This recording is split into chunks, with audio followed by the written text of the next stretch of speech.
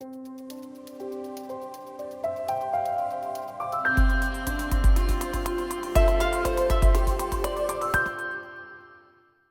exhibition that's at the Bedford now is called Captured: Specimens in Contemporary Art.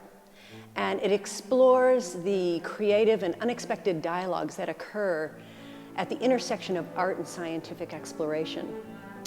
When I first started to think about this idea of specimens as a concept for a show, I knew it would be a good one because we humans, we have a propensity for collecting, for classifying.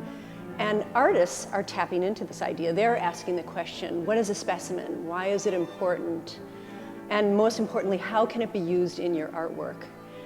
This exhibition Captured includes 26 artists from around the United States and beyond, all working in a broad range of media. Some are using traditional studio media, painting, photography, printmaking, video, while others are using media that you might find in a scientific lab.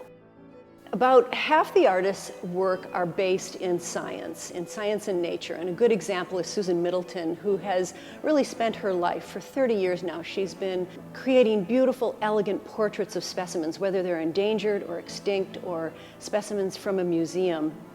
Josie Islin and Stephen Galloway also creating specimens. They're larger than life. You can walk right into these photographs practically.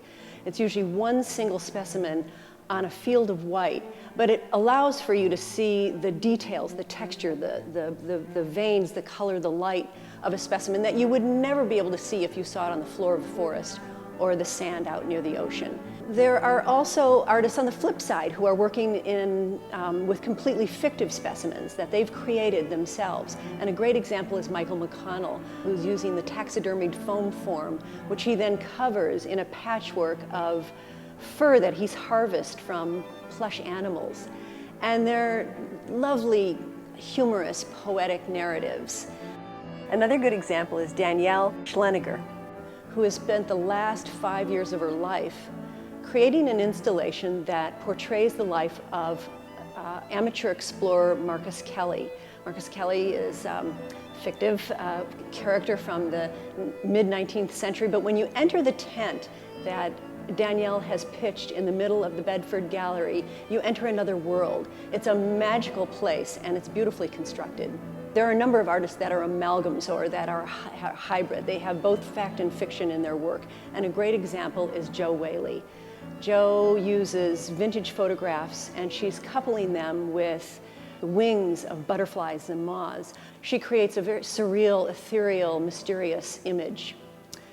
Another good example of someone who's using both fact and fiction in their work is Jennifer Bane. She the core of her work are hyperreal botanical illustrations. But at some point in time, Jennifer veers off and begins to create plant life and insects and birds that take on a completely fictive perspective. All of the artists in this exhibition Captured open our eyes to so many wonderful discoveries and ideas about nature. So when our community comes to visit Captured, it is my hope that they'll take some time and engage and explore and make some discoveries with these wonderful, innovative, conceptual projects that this exhibition is comprised of.